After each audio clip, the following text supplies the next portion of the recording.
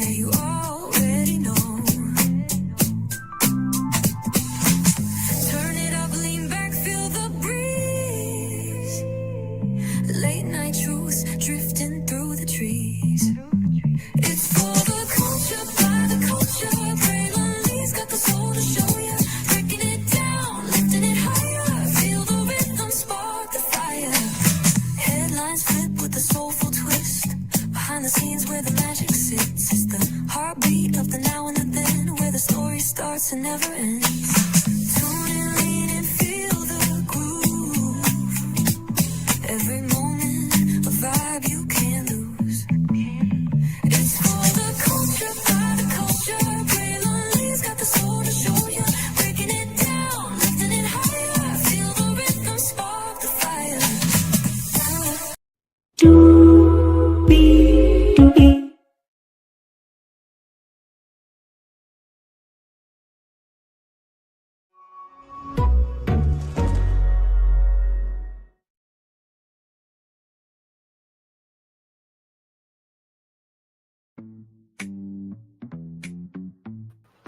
Well, hello to you, and you. Hopefully your Thursday went well. Welcome into another edition of Braylon Lee's Virtual Tour Live. I know y'all like, Braylon, come on, bro. Really? Are we really doing this? Yes, we're going to have the conversation, okay? We're going to update some things, but we're also going to break down some things, okay? As we often say, breaking it down and lifting it higher, feel the rhythm and spark the fire. And that's exactly what we're about to do with Milagro, Gramz, in this conversation about new media. Higher is waiting, lower is available, but either way, we got to go on tour. Yes, indeed, we do. Let me take down this iconic intro here. You see that virtual tour background? Yes, you do. You hear that virtual tour music? Yes, you do. And then there is me. Hey, everybody, welcome in. Glad to have you here for another edition of Braylon's Virtual Tour Live. Glad to have all of you here. Now, listen.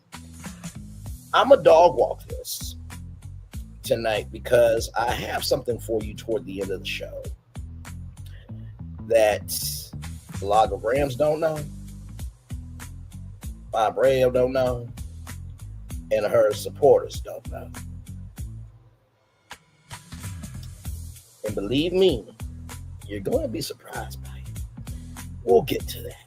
With that being said, let's kick it off here because I always love to start with a good foundation. So, with that being said, let's do this.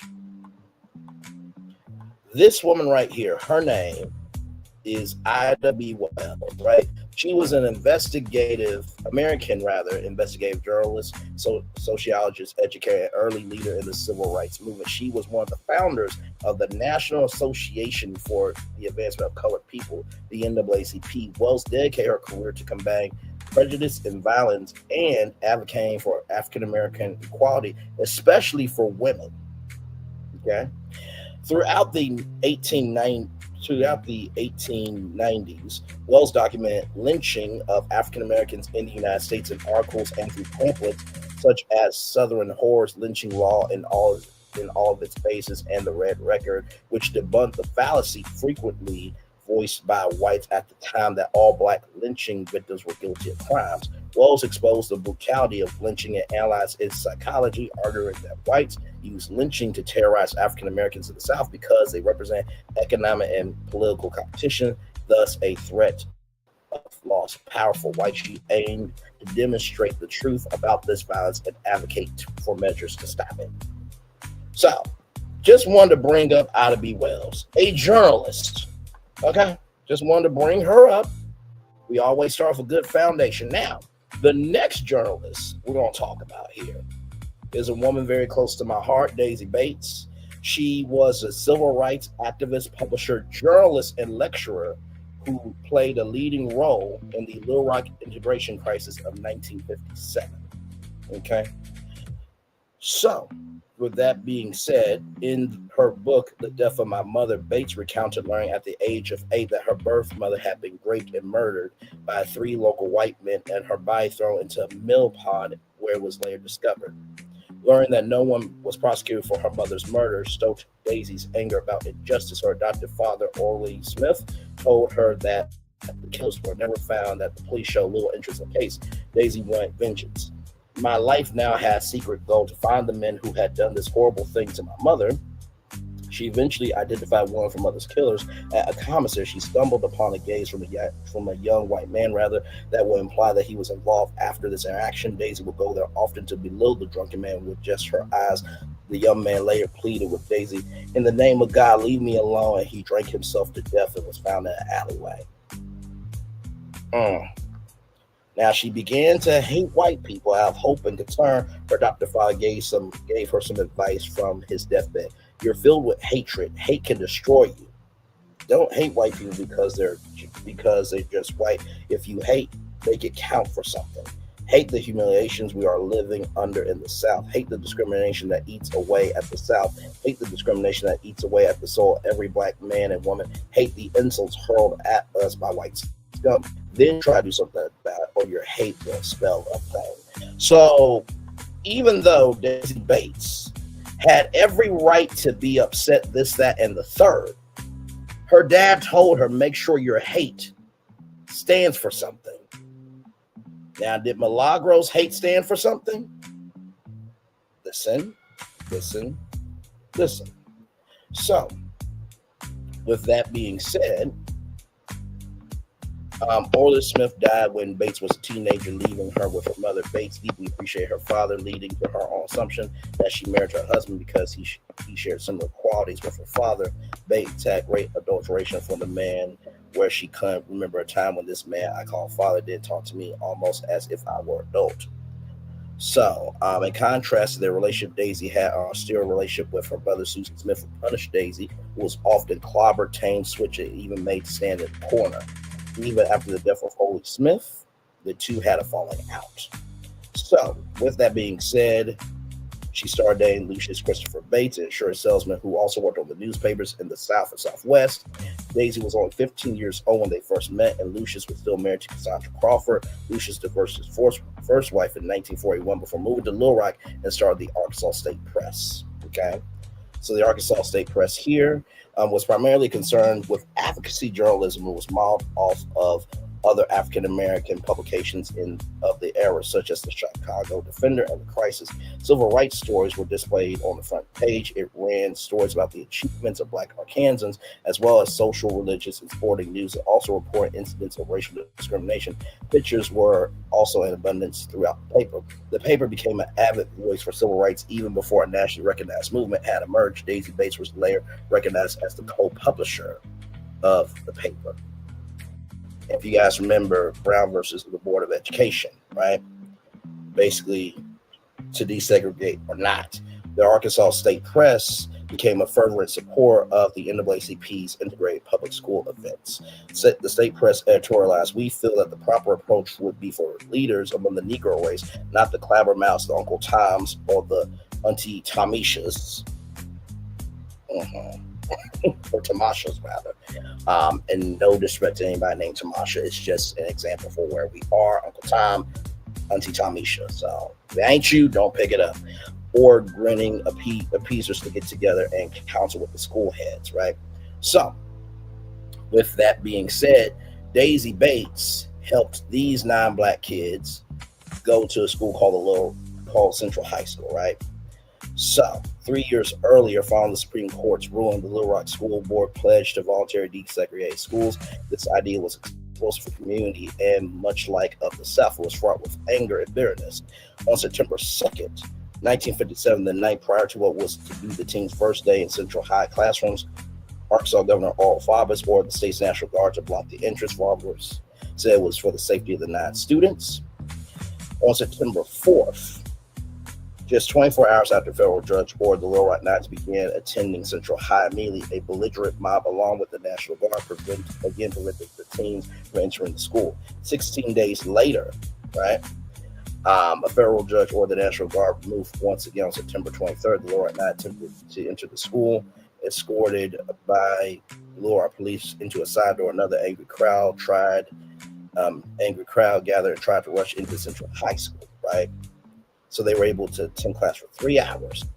Then, on September 25th, 1957, following a plea from Little Rock's mayor, Woodrow Mann, President Dwight Eisenhower federalized the National Guard and sent the U.S. Army troops to the scene, and personally guarded by the soldiers from the National Guard and the Army's 101st Airborne. The Little Rock now began regular class attendance at Central High.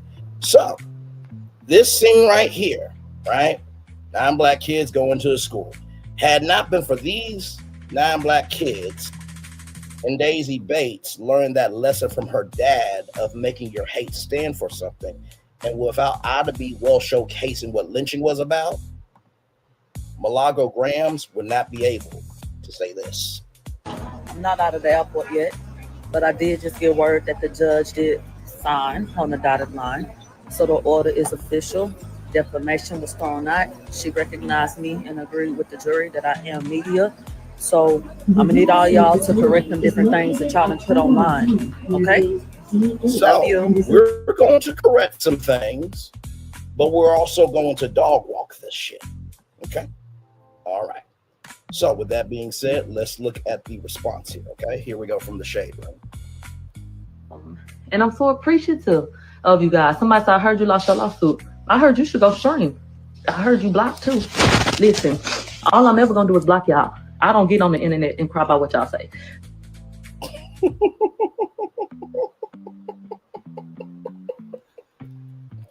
Interesting.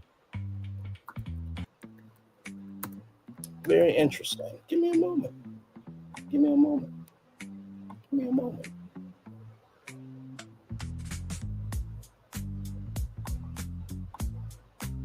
Because there was an interesting article that was written.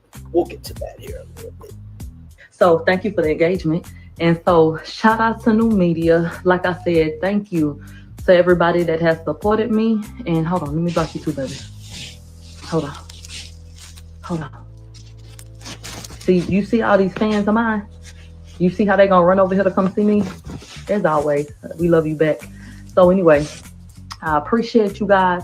I love you guys, and I can't wait for us to get back to it because we ain't even did a show in a while. So I'm excited about that. And child, one chapter closes, another one opens. Don't let certain things be the end of your world. You know what I'm saying? Hold your head up, chin up, buttercup, and keep it moving. So, right now, at the time, Milagro had to pay $75,000 in damages and Megan's legal fees, right? But it was the media defended that. But you said that you don't get on the internet and cry, right? That's what you said. What's this article then? Milagro Gramz pleads for help in Megan Thee Stallion lawsuit. The blogger claims she's in financial distress and is using crowdfunding to raise legal funds. But yet you don't get online and react to what people say about you, but yet you got online and crowdfunded. After confidently pronouncing that she had nothing to worry about. Now, this is what Milagro said, right? She had nothing to worry about after Megan Thee Stallion filed a defamation lawsuit against her. Milagro Gramz is now seeking help. In a statement pinned to the top of her Twitter account, Gramz says she is looking for financial resources to help wager the court battle against the globally famous rapper. So, right here on that Tuesday, Gramz, whose full name is Milagro Elizabeth Cooper, wrote, "I'm being sued. I need some money. Here goes the story, and then we tell everybody." So, you don't get online, right? But yet you did this, though. I'm a little confused, right? Gramz also turned to a crowdfunding site to elaborate on her current conundrum. Like many from my generation, I have used the internet to build a community and speak to issues that are important to me, Gramz writes. So in doing so, I defended Tory Lanez against claims that he had committed a heinous crime. This decision has put a target on my back and mounting legal fees that could result in a miscarriage of justice. So there is that. But yet you don't get online and react to what people say about you, right? So, okay, let's keep going. Shout out to Live Bites, by the way, for capture of this rapper. So here we go. Refresh this. we're going to dog walk this thing because I really want to have a full-blown conversation with y'all and see, is new media really about paying people and being found guilty in a court of law? Here we go. I'm gonna start working on my mixtape because apparently the only place where you can bully people and talk crazy and pop shit is in the studio, but anywhere else is off limits, you know. So I'm gonna go get on my mixtape shit and make sure I channel all my energy into my raps and put that out and let that be artistic expression. But I love you guys so much. I hope that y'all can see the bigger picture and that you understand what new media is. I hope that you understand that the things that we do and the work that we put in is valuable. And yeah, solid bitches, they ain't built, they born. You understand? So I'm happy that I stood up for something that I believed in, followed it all the way through, and I don't need validation from anybody else about those things. So I love you guys. So you don't need validation, but yet you're thanking your fans now. You don't need validation, but yet you're thanking your fans though. You don't need validation, but yet you're thanking your fans. So I'm confused. If you are that boss bitch, why did you get online and thank people if you didn't need validation that you did nothing wrong? Let's keep going. I'm gonna start working on, and I'm so appreciative of you guys. Somebody said, I heard you lost your lawsuit. I heard you should go stream. I heard you blocked too.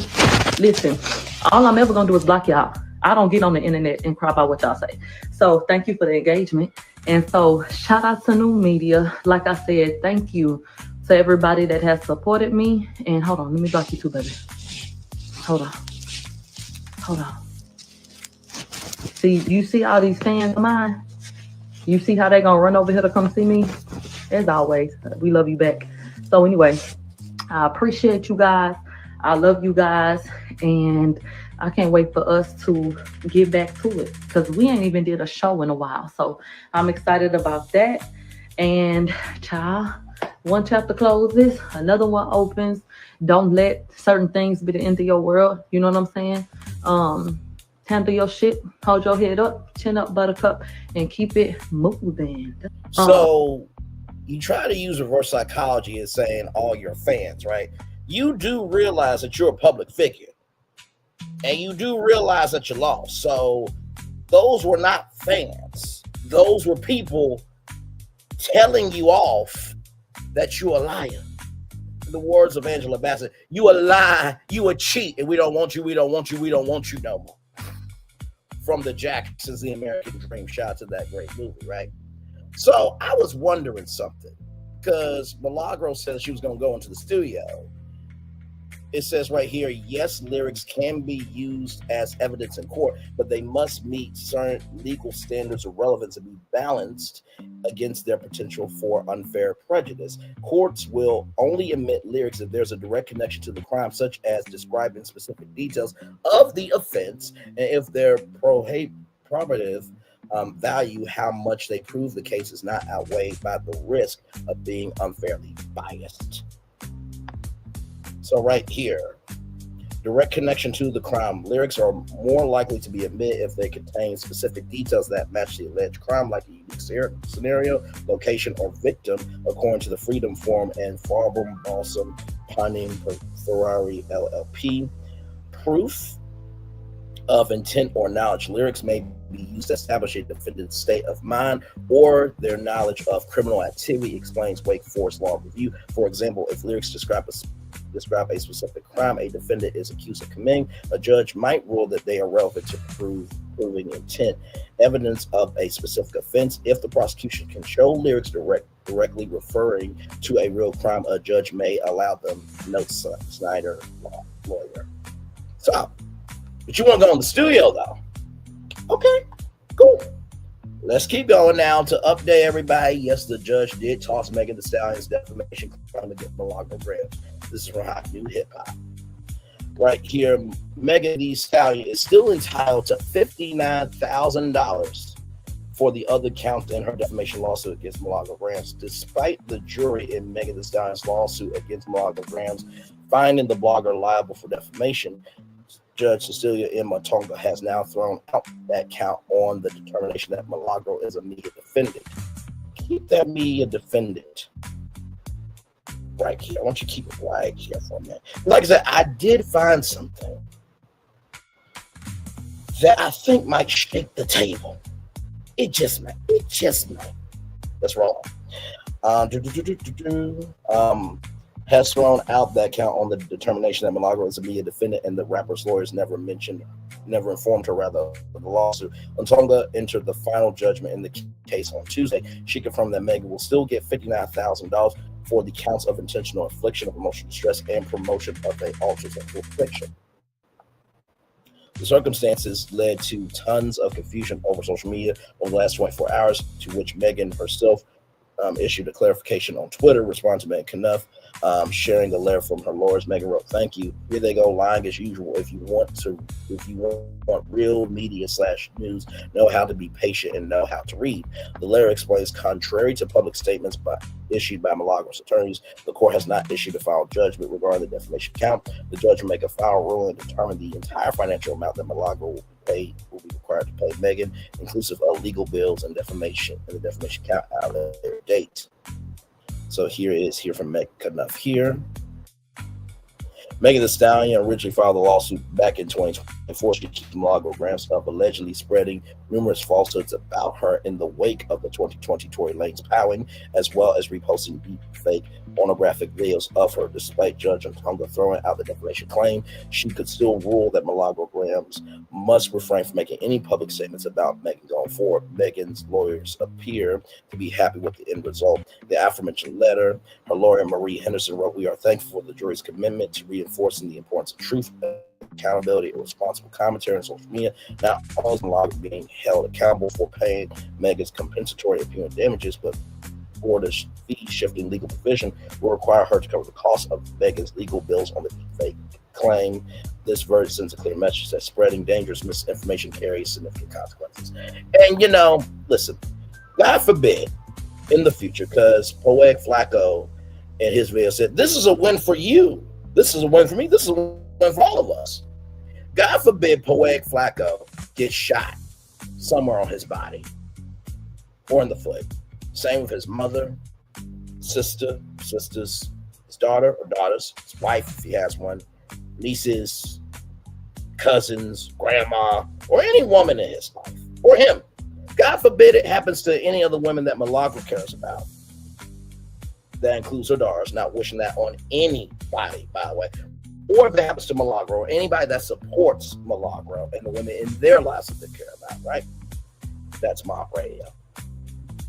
But I can't help but think, if that were to have happened to them and somebody would attack them with the same vitriol, hatefulness, and just derogatory behavior, would you be okay with it for your life personally? That's the main question. Not anything bad at all on any of the people that I've just said, but just asking the question. Okay. Now, I want to go to this, right? This is from Megan Knuff here. And if you're looking for where this article is, it's from this article that was published November 23rd, 2025. So I want to go down here, back to this, because I feel like this is a very important point. We're just breaking things down. Right here. Megan's lawyer's brief uses Milagro's own words against her. "Everything is not meant to be a news report. I did not tell anybody I was a reporter. I ain't never told you I went to school for journalism. You don't need to be a journalist to see something and give an opinion on it." It also says Milagro is a media defendant because nothing has changed since Judge Matonga's order that she is not media and thus did not need to be notified of a possible civil action. Defendant's function has never been to impartially disseminate information or inform on matters of public interest. According to the brief, defendants spread of misinformation, charged commentary on matters that lack a connection with the public interest, such as Ms. Pete's alleged mental status or status or family background, and evidence of defendant being commissioned by the Pearsons to publish her statements all underscore defendant's non-media status. McLemmons finally says Judge Otunga must undergo a new analysis at this stage regarding Milagro's media status, and analysis at this stage yields a different result. He cited her contract station had for 5-hour shows 5 days a week, which she had since 2021. Ms. Cooper has operated her own radio station talk show as a career to feed her family since 2021. She is paid just under a six-figure salary as an independent contractor for station head. She has no other source of income not related to media hosting, according to the brief.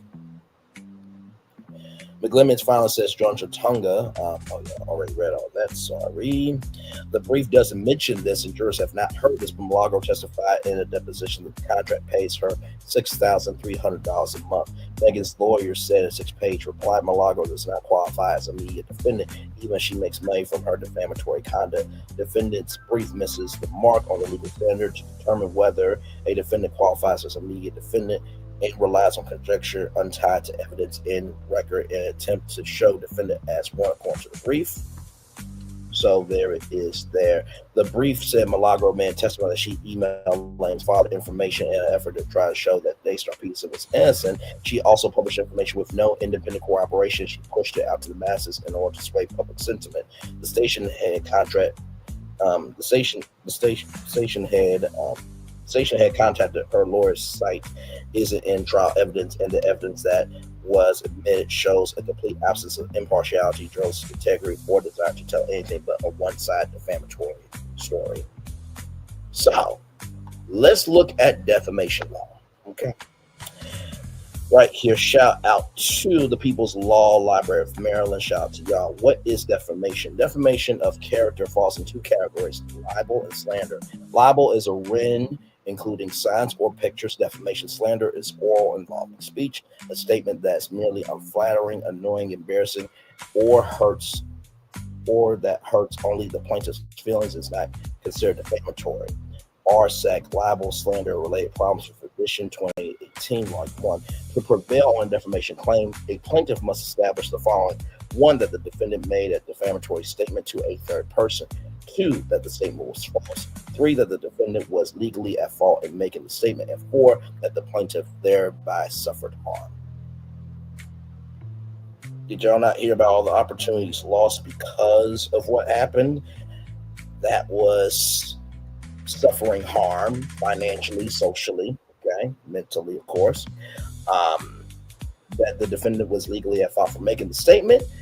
Yeah, they were legally at fault for making the statement because Florida law of promoting that deep fake adult video, that the statements were false, clearly because of that guilty verdict, and of course, making a defamatory statement to a third person. Remember how she said, I'm not taking nothing back and fucking sue me. Now, we're having a conversation, right? The question that we're trying to figure out tonight is, does new media pay people, and are they found guilty? Is that new media? That is the question we're trying to answer tonight.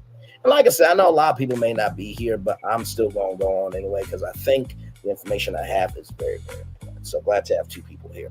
A defamatory statement is one which tends to expose a person to public scorn, hatred, contempt, or ridicule, thereby discouraging others in the community from having a good opinion of or associating with that person. So there is that. Now, I wanted to bring up the Society of Professional Journalists, since we're trying to figure out what's going on here. The preamble: members of the Society of Professional Journalists believe that public enlightenment is the forerunner of justice and the foundation of democracy. Ethical journalism strives to ensure the free exchange of information that's accurate, fair, and thorough. An ethical journalist acts with integrity. The Society declares these 4 principles of ethical journalism and encourages their use in its practice by all people in media. So seek truth and report it. Ethical journalism should be accurate and fair. Journalists must be honest and courageous in gathering, reporting, and interpreting information. So all of these things, right here, so I'm going to read them all.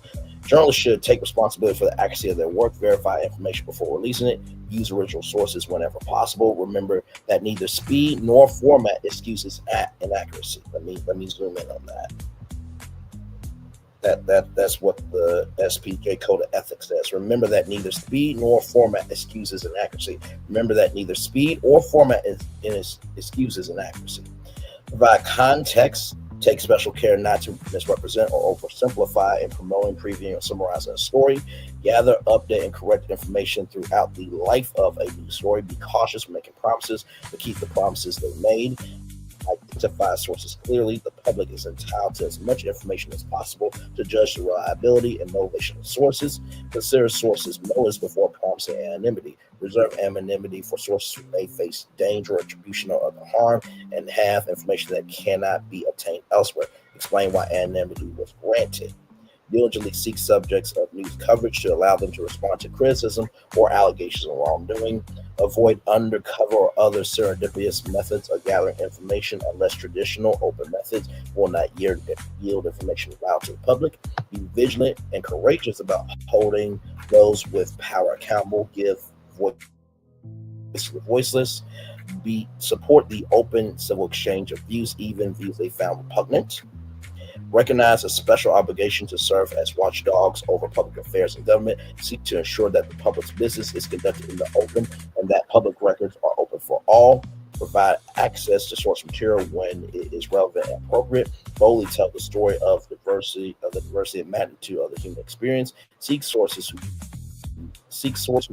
voices we seldomly hear. Avoid stereotyping. Journalists should examine the ways their values and experiences may shape their reporting.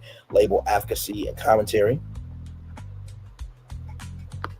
Label advocacy and commentary. Label advocacy and commentary. Advocacy is advocating for something with facts behind it. Commentary is, here are the facts, here is my opinion, and leave it there. Stick to the prompt, and the prompt won't be about you. Never deliberately distort facts or context, including visual information. Clearly label illustrations and reenactments. Let me read that 2 more times. Because did Milagro do that? Now listen, we're having an open conversation here. Never deliberately distort facts or context, including visual information. Clearly label illustrations and reenactments. Never deliberately distort facts or context, including visual information. Clearly label illustrations and reenactments. Never plagiarize, always attribute. So that's the first part of the Code of Ethics. Seek truth and report it. That's number 1. Number 2, minimize harm. Ethical journalism treats sources, subjects, colleagues, and members of the public as human beings deserving of respect.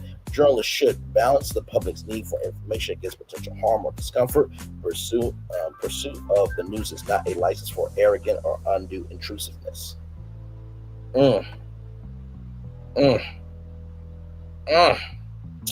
Yeah. Show compassion for those who may be affected by news coverage. Use heightened sensitivity when dealing with juveniles, victims of sex crimes, and sources or subjects who are inexperienced and unable to give consent. Consider cultural differences in approach and treatment. Now, before anybody says, hey, you're doing too much with these Code of Ethics, she said she wanted to take an ethics course. I'm helping her with the study guide. But if you couldn't do the right thing the first time with ethics, what makes you think you'll pass the course? But that's neither here nor there. Moving on. Recognize that legal access to information differs from an ethical justification to publish or broadcast. Recognize that private people have a greater right to control information about themselves than public figures and others who seek power, influence, or attention. Weigh the consequences of publishing and broadcasting personal information. Avoid pandering to lure curiosity, even if others do. That says it right there. I did not look this up before the show. It says avoid pandering to lure curiosity, even if others do. Avoid pandering to lure curiosity, even if others do. Okay, that's what that says. Don't get mad at me. Let's go to ethics. All right, rolling up. Holy, balance a suspect's right to a fair trial with the public's right to know. Consider the implications of identifying criminal suspects before they face legal charges. Consider the long-term implications of the extended reach and permanence of publication. Provide update and more complete information as appropriate. Number 3, act independently. The highest and primary obligation of ethical journalism is to serve the public. Journalists should avoid conflicts of interest, real or perceived, disclose unavoidable conflicts, refuse gifts, favors, fees, free travel, and special treatment, and avoid political and other outside activities that may compromise integrity, impartiality, or may damage credibility. Be wary of sources offering information for favors or money.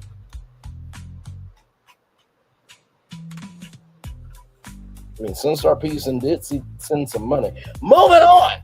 Identify content provided by outside sources, whether paid or not. Deny favored treatment to advertisers, donors, and any other special interests, and resist internal and external pressure to influence coverage. Distinguish news from advertising and shun hybrids that blur the lines between the two. Prominently label sponsored content. That also includes commentary. So you gotta let them know this is not really news, it's commentary. You gotta distinguish that. Okay. And finally, number 4, be accountable and transparent. Ethical journalism means taking responsibility for one's work and explain one's decisions to the public.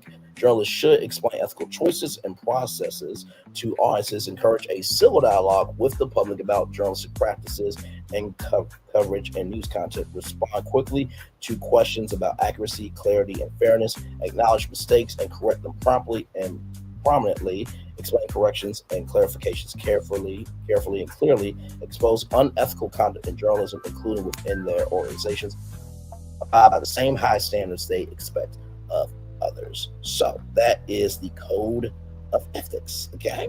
All right. You can find that code of ethics in my description box below. Let's roll on.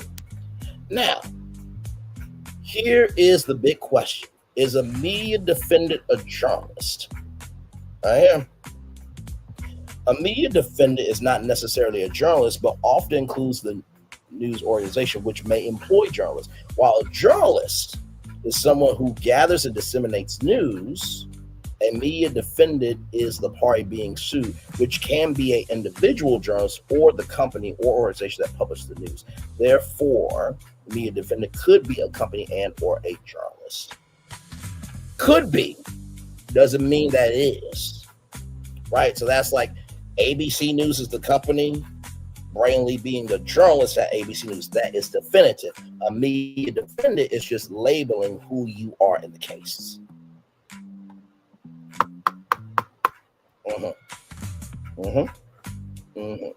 Yeah, I know. So let's keep going, because one of the things that was interesting to me, right? One of the things that was interesting was this. Refresh this. And like I said, everything I'm saying is alleged. It's in my opinions for entertainment purposes only. Okay, we're just having a conversation. That's all we're doing. So right here, this lawsuit here is a sexual assault lawsuit. Camp Mob, right, is obscenely apart, but the Milagro defendants are not merely social hosts. This is not the first Camp Mob event in this particular case. However, the Milagro defendants rented the venue, a single-family home, from Airbnb, right? So, Milagro defendants instructed guests that they could not use personal cell phones at Camp Mob. Plaintiffs learned after the fact that this had two intended purposes: ensuring that the Milagro defendants had exclusive contact from Camp Mob and preventing guests from summoning help, while John Doe 1 and John Doe 2 committed the SA upon Plaintiff Thomas. Milagro defendants orchestrating the environment and recorded the assault for their own profit. So right here, two of the guests, John Doe 1, John Doe 2, were invited guests of Milagro Cooper. Their participation in the event was the direct result of Milagro's actions in creating control of the environment. So Milagro defendants encourage guests to consume excessive amount of alcohol using grass and THC vape pens. Guests consume these substances as directed and encouraged by Milagro defendants. Milagro defendants introduced a drinking game, Crucial Please, Risha Roulette, which required guests drinking shots of liquor for each card drawn. There was not a production team present, right? And by the way, before that, as far as plaintiffs were concerned, this was a promotional party, not an invitation to provide content to the Milagro defendants. Yeah, that to the timeline. Now, there was not a production team present. This Camp Mob was not marketed as a mock reality TV show or one that was intended to generate content to be exploited by milagro defendants. Plaintiffs were not asked to execute liability waivers, consent forms regarding the use of their image and likeness. So whenever you appear on reality TV, or whenever you do an interview with ABC News, NBC News, CBS News, Fox News, or any outlet, you do have to sign a NDA, right? You give permission for your likeness, your physical likeness, your audio likeness, this, that, and the third. You give permission for that to be turned over to them, right? So you gotta sign off before you do an interview, before you tape something, this, that, and the third. Right here, Camp Mob included other events. Example, a wine tasting event earlier in the day. The express purpose of the wine tasting event was to ensure Camp Mob guests was intoxicated so that milagro defense could exploit them. Camp Mob also included a group meal at the Breakfast Club located at 3711 Travis Street, Houston, Texas, 77002. So you probably are wondering, Braylon, why are you bringing up Camp Mob, right? Well, as I did my research today, I did not see Camp ABC News. I didn't see Camp NBC News. I didn't see Camp Fox News. I didn't see Camp CBS News. I didn't see Camp Netflix. I didn't see Camp Hulu. I didn't see Camp HBO Max. So if you're going to go into the studio, that means you are a recording artist, right? That means you're not new media. And media organizations, they don't have camps with their consumers, right? Now, do they have cons like the D23 Expo? Sure, but that is a publicly known event. Everybody knows what it is, what it's for, and how to move through it, right? So Camp Mob is not new media. That's more of a media personality. You see where I'm going with this now? I did look up other camps. Now, here's a camp that everybody may or may not know about. It's called Camp Mariah. It is the summer component of the year-round cancer awareness program. Children ages 12 to 15 attend Camp Mariah for 3 weeks each summer. Participants apply in the 6th grade must be ages 11 to 13. Campers explore their interests in classes like film, photography, fashion, dance, culinary arts, and robotics. A careers class helps campers create resumes, cover letters, and conduct mock interviews. Campers also play team sports, swim every day, and explore the outdoors and environmental science class. Camp Mariah is named in honor of our board member, Mariah Carey, for her generous support. So let's watch. Kim Mariah. Hang on one second. One second.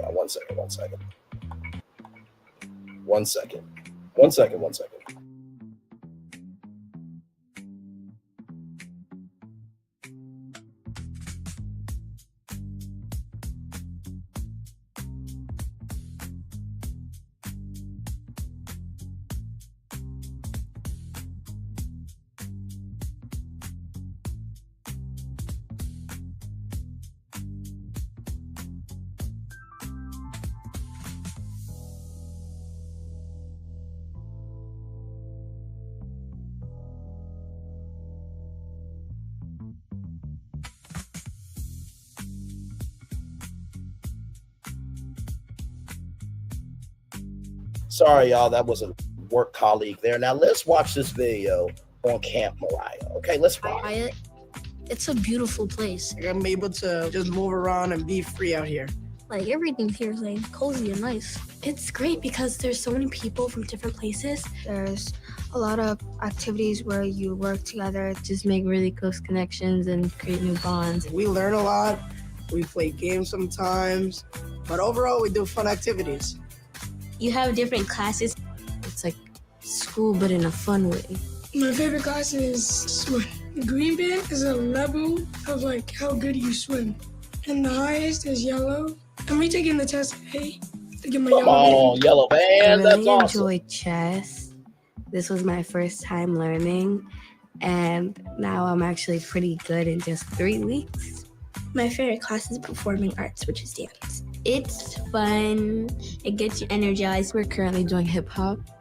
We've been working on it since day one. We're gonna perform before dinner. We have to like get all the clothes ready. We gotta get our choreo This camp has gown. been around It's for really years. active, It's a so very that's great what I love program. most. If you don't know Camp Mariah, Culinary arts is where you learn how to make new foods, and right now we're making Rice Krispie treats. Yesterday, we made pizza, and it was so good. Environmental science is where we kind of like do research on animals, plants, and other insects like that. All of the flowers, the plants. In photography, we come up with ideas to take different pictures, how to angle different shots, and I really love taking pictures of the flowers. We have different activities that could possibly lead to what you want to do in the future. Career class shows you a little more about what careers are, what types there are. That's a part of the career awareness program, and it helps kids pursue their career. We mainly talked about what we like doing, what we're good at, what we enjoy. We get taught how to start our resume. There's a career fair tomorrow, and we're gonna get interviewed by counselors. This is the first time I've been interviewed. It's like really exciting. It's very interesting because it has you thinking about what job is for you. Camp Mariah helps by providing a bunch of activities that relate to these careers, and it allows people to explore and see which one they want to choose. Robotics. I'm learning how to make new toys. I'm learning how to program different things, and I'm actually getting pretty good at it. We did coding and I think that's the Scratch. final I project.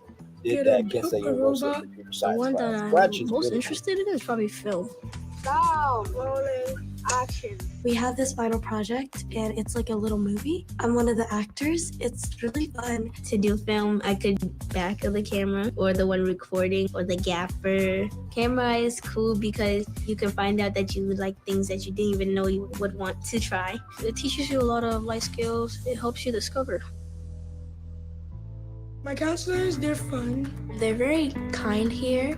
They'll be always supportive. They can also teach you many things that can help you be more social in life. CIT's counselors in training, they're very nice too. I feel like Camp Mariah is helping me evolve as a different person. The big change was like worrying about people not liking me. So far, made friends with almost everyone I met. awesome. I was like very anxious, nervous, kind of shy a bit. Now I'm more like outgoing. I'm definitely more expressive. I would say I got stronger mentally and physically. Biggest change was how energetic I am. Camp really made me open to more things. Just being more positive. Definitely want to come back because I hope that I see some of the people that I saw already here or even some new people. I only have 2 more days left, but I'm already excited for next year. I feel great. I feel happier. I've learned a bunch of new skills, and I can use those back at home. Camp Mariah is fun, Exciting, Adventurous, adventurous, active, creative, supportive, joyful. amazing. Wow. I don't think any of those words were used for Camp Mob. I don't believe so. I don't believe any of those words were used for Camp Mob. Now, there is a thing as adult summer camps, right? So if Milagro is trying to do this, it's already been done, right? So from CBS Mornings, adult summer camps see surge of interest as people seek community and nostalgia. Summer camp isn't only for kids. Yelp reports nearly a 350% increase in searches for adult summer camps this year as people search for community and nostalgia. What's really cool is all the activities are planned for you, camper Kenny Rosenstock said. At Club Getaway in Kent, Connecticut, campers 21 and older come together every weekend to meet new friends and be a kid again. I did overnight camps when I was younger. I remember going out on the water, going rock climbing. Why not do that with some alcohol, said Shamia Brizo, one of the many who came to camp. Open to children during the week, Club Getaway has been welcoming adults for nearly 50 years. Wow, 50 years, that's amazing. I think people come here for an experience. They want to meet new people. They want to try different things and feel part of the community, even if it's just for a short period of time. David Schreiber, the camp's owner. It wasn't until recently, though, that programs doubled as interest spiked. Schreiber relates the growing interest to people yearning for a simpler time. Things are complicated right now. There's a simplicity that comes here, right?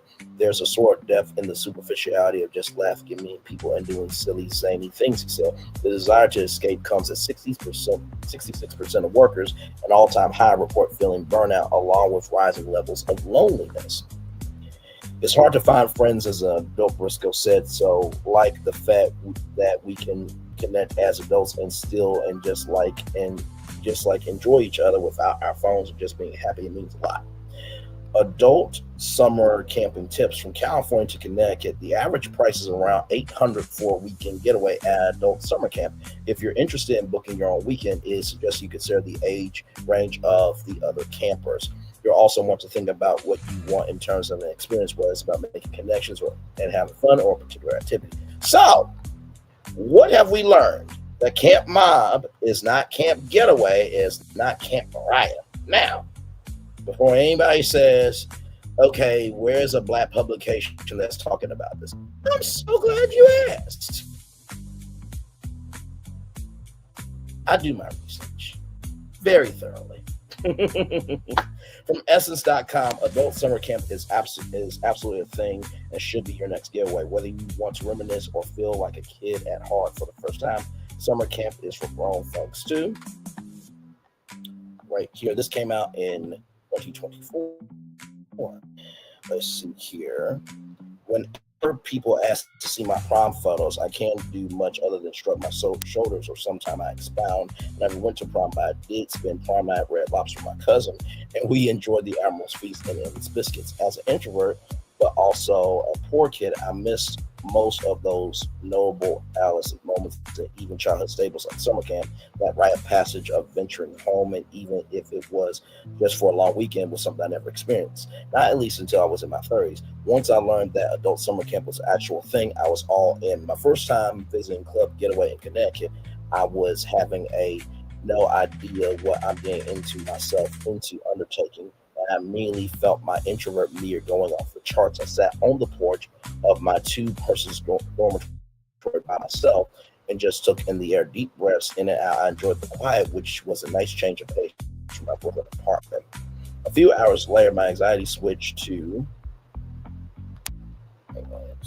I can do this, as I met other campers during dinner, which is their family style. I sat next to an adorable black couple, and not only was it nice to see kinfolk in the space, but they shared that this was their second time visiting. I quickly learned why.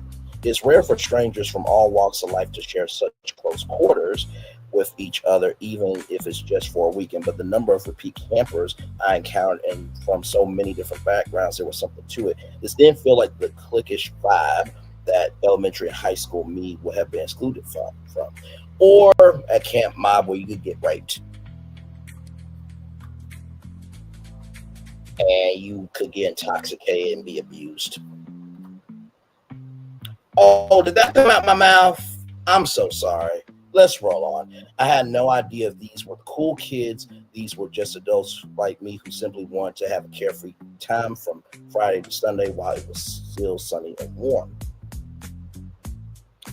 There were two groups I saw who were a part of the Bachelorette weekend. It was easy to identify them with their matching tees and cream stick headbands. It absolutely made sense that this would be a perfect girls' weekend or bachelorette party with the built-in accommodation, meals taken care of, and unlimited alcohol. I opted for the Cheers package, which included drinks and any spirit-related activities like a mixology class or Bloody Marys in the morning. That's one element I clearly wouldn't have experienced as a kid at summer camp. I can say there's nothing more entertaining than watching a group of both slightly and over tipsy late 20s and 40-somethings on a slip and slide. But it wasn't just the flowing drinks that made this adult experience so different than what I would have imagined the kid summer camp version to feel like. Adult me also took advantage of every activity from sun up to sundown. This included a rock climbing wall, a zip line, and a ropes course. I'm not the most adventurous adult, so I went at my own pace, and if something felt a little too out of my lane, like the Geronimo jump, I just sat out. No peer pressure, because who's going to pressure me? I'm grown. When my social battery was non-existent, I just sat lakeside while journaling. It was summer camp my way. By my second visit to Camp Club Getaway, I was camping. Adult summer camps are attracting a growing crowd, and for good reason. If you're interested in pampering your inner child while also having grown-up fun, here are a few options around the country offering various experiences, immaculate vibes, and good times. So there is Camp No Counselors for that Thursday through Sunday fun. Camp No Counselors is probably one of the coolest. It's probably one of the most well-known adult summer camps around. California location in the Sierra Nevada mountains sits on 35 acres in the New York location. About 2 hours from New York City is Lakeside, even has a heated pool and 100-foot water slide. The camps offer traditional activities like lounging by the campfire and themed party nights. Some of their standard activities include the Friendship Walk on the first morning with icebreakers so people can meet new folks, and the Camp Olympics on the final day with challenges including dodgeball, lip syncing, and slip and slide flip cup. The bunk bed style accommodation sleeps up to 12 people, and for larger groups, camp offers a private cabin upgrade. The date sell out fast, so the website offers a waiting list to sign up. Camp. Since 1997, a summer camp, simply called Camp, has been a safe space for the LGBTQIA plus community. Folks who come from all over the country, even the world. Not only will you find a geographical variety of visitors, but in recent years, the campers have ranged in age from 21 to 81 years young. That's amazing. Shout out to the 81-year-olds camping. Yes, indeed. The communal the communal cabins that sleep up to 18 people are each named after a famous LGBTQIA plus person, including civil rights leader Rainier Rustin. Camp events range from arts and crafts, improv theater, and dance, and sports like pickleball or capture the wig. That would be so hilarious to watch. Oh my God, that would be funny. Modified version of Capture the Flag, and like any good summer camp, the evening activities are festive with themes like the pajama party and lip sync throwdown. Campers this year are community Central America, the 26th annual event. Camp Halakon. Halakon means ideal time or period characterized by happiness, and fans at Camp Halakon describe their experience as just that. You'll find bunk bed and cot style sleeping accommodations, activities like archery, water sports, karaoke, and unlike some camps that charge a separate fee for any activities that include alcohol, Camp Haran is truly all inclusive. There's a nightly cocktail bar as well as mimosas in the morning. My kind of party. With a range of morning and afternoon activity blocks, there's something for the adventurer and the camper who wants to lounge. The camp has been around since 2016 in Wisconsin. This year, they added sites in the Poconos and Michigan. CIA Foods. This is one summer camp that isn't solely for summer, but specific to the foodies. For those looking to improve their skills in the kitchen, the Culinary Institute of America offers CIA Foodies. Classes are held year-round, in San Antonio, Napa, and Hyde Park, New York. The boot camp style cooking lessons range from baking to wine, country cuisine, and the popular Best of Camp that has a theme each day. Try a 4-day camp, but you also can't go wrong with the short 2-day option, as both provide hands-on lessons and a state-of-the-art kitchen. Many of the popular camps reach capacity months in advance. So let's make sure of something, right? So a lot of girls don't go into the studio, right? Because anywhere else is but yet her lyrics could be used in court. So you're not new media if you're a music artist, right? Okay. You also said, and I quote, that Camp Mob was for your people, this, that, and third. But like I said, there's no ABC News Camp, NBC News, CBS News, Fox News, Hulu, HBO Max, Netflix camp. Those don't exist. LL Cool J doesn't have a camp. Queen Latifah doesn't have a camp. But these adult camps exist, right? So it's quite interesting. And here is Club Getaway right here, right? So here it is right here. So this is Club Getaway. Just to show y'all this here. You can see. And like I said, I don't say anything without receipts, right? So you can see it's been on Forbes, Business Insider, MTV News, Huffington Post, Bravo, Oprah Daily, right? So here is the camp for adults. Right here. On-site activities, on-site events, parties, rustic chic cabins, and all-inclusive meals. So right here, all of this included, less than $600, 3.5 days inclusive package, inclusive alcohol package, $169, but it looks like they are getting rid of that, included for the very last time. So our Thanksgiving registration sale is live through December 5th. So you got until tomorrow to lock in your 2026 weekend our best value of the year now with the Cheers package included for the very last time. So this is the things that you can do, as you can see here. So you got sports theme party, crazy Olympics, nightlife, adventure park, fitness and dance classes, sports theme parties, crazy Olympics. So there are things to do, right? There are definitely things to do. So I just wanted to bring that up. And then, of course, here is your lake cabin at club getaway. Okay, so just since everybody's defending Milagro, I'm like, well, let's see if she's new media by other people who are already doing what she's done. Memory foam mattresses, private bathrooms, heat and AC, 2 to 4 twin beds, all-ins included, daily housekeeping, delicious and nutritious, delicious options for vegetarians, kosher, gluten-free diets upon request. And then here are all those reviews right there. So there is that. Now, I want y'all to know something, right? Remember when Milagro said that, you know, she did something for new media and Mob Radio did something for me and people ain't respecting Mob Radio and her and this, that, and the third, and all that big stuff. Do you know how long media's been around? Media's been around this long. Media is as old as human communication, with early forms like cave painting dating back tens of thousands of years. The history of modern mass media begins with writing around 3,400, so 3,400 by significant technological shifts, most notably the invention of the printing press in the 15th century, which made mass production possible. So you mean to tell me that the verdict, right, of Milagro Gramz being a media defendant is bigger than media existing? Is this what we're doing? Okay. Now, before we roll on to the big kahuna that I got for y'all, see, I had a dog walk this thing because at the beginning, middle, end of the day, it is what it is, right?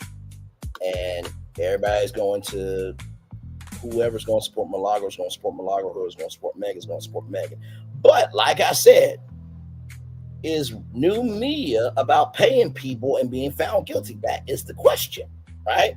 So we've seen through lyrics, no, that's not part of new media. Doing camps, that's not part of new media at all, right? And we also see that media's been around a lot longer than Milagro Gramz and Mob Radio, right? So I just wanted to bring up these numbers, right? So with YouTube, 7,208,000 subscribers for Megan Thee Stallion versus 78,000, right?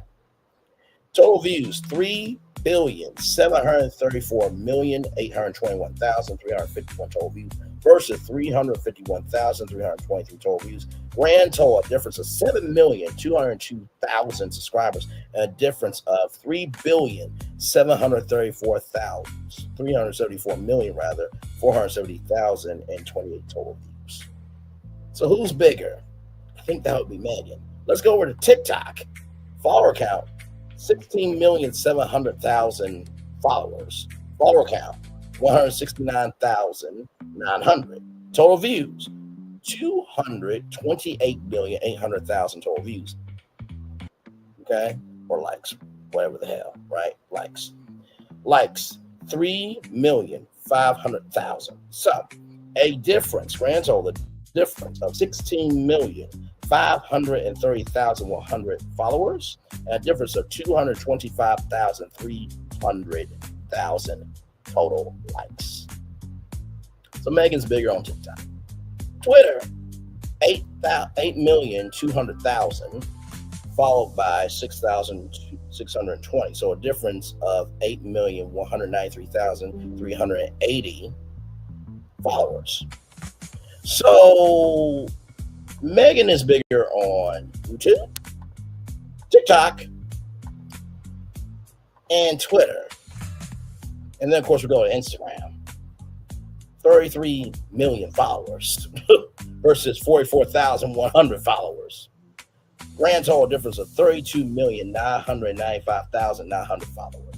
So I'm just a little confused of who's bigger.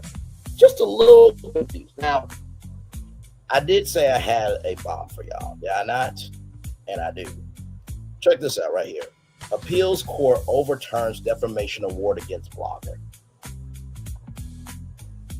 You're probably wondering, Bray, what's that article about? You really want to know?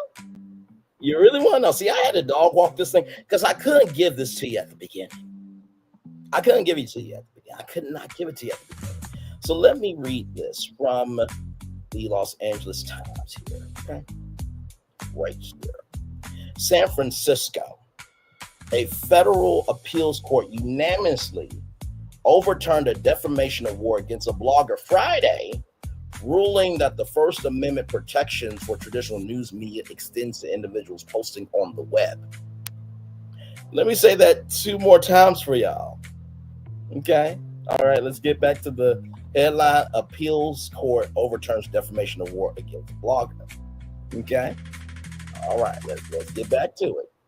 The protections of the First Amendment do not turn on whether the defendant was a trained journalist formerly affiliated with traditional news entities. Judge Andrew D. Hurwitz wrote for a 3-judge panel of the 9th U.S. Circuit Court of Appeals. The panel said it's holding was the first of its kind within the 9th Circuit, though other circuit courts have held individuals have the same free speech rights in the news media. This case is the first one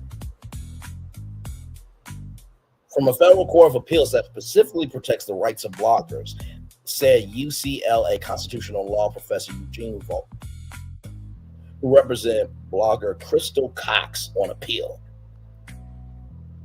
Wait a minute, Brian, who's Crystal Cox?